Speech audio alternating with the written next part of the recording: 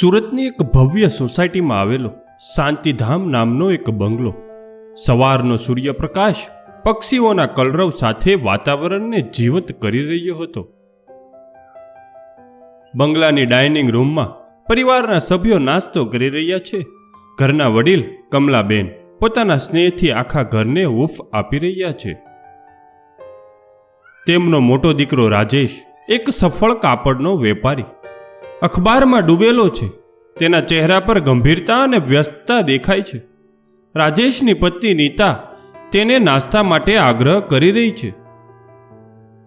નીતા, રાજેશ તું ક્યારનો અખબારમાં શું શોધી રહ્યો છે? નાસ્તો ઠંડો જઈ જશે.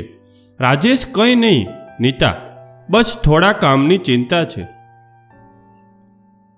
અર્જુન રાજેશનો નાનો ભાઈ જે હજુ કોલેજમાં ભણે છે, મસ્તીભરી વાતોથી ઘરનું વાતાવરણ હળવું રાખે છે. તેની બાજુમાં તેની મોટી બહેન સીમા બેઠી છે.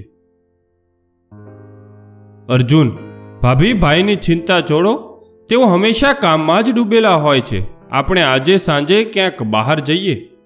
ત્યાં જ ઘરનો દરવાજો ખુલ્યો અને એક યુવતી અંદર પ્રવેશી. તેનું નામ રાધા હતું. Radha, good morning sir. Rajesh, Radhaben તમે અહીં? કંઈ કામ હતું? રાધા, હા સર, મેં તમને ઓફિસમાં ફોન કર્યો પણ લાગ્યો નહીં. આ ફાઇલ પર તમારી સહીની તાત્કાલિક જરૂર હતી. કમલાબેન, અરે અંદર આવ બેટા, ચા પીને જઈએ. રાધાએ ફાઇલ રાજેશને આપી, પણ જ્યારે રાજેશ ફાઇલ ખોલવા જાય છે ત્યારે રાધાનો હાથ ધ્રુજી ઉઠે છે.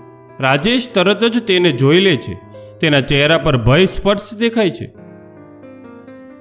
રાજેશ ફાઇલ બંધ કરી દે છે અને એક રહસ્યમય નજર રાધા સામે જુએ છે.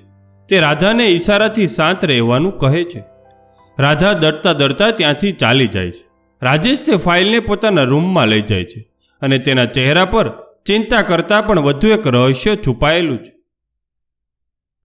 શું રાધા ફાઇલમાં કંઈક છુપાવી રહી છે? રાજેશને શું ખબર છે જે તે પોતાના પરિવારથી છુપાવી રહ્યો છે? શું રાધાની મુલાકાત કોઈ નવું તોફાન લાવશે? આવતા ભાગમાં જુઓ.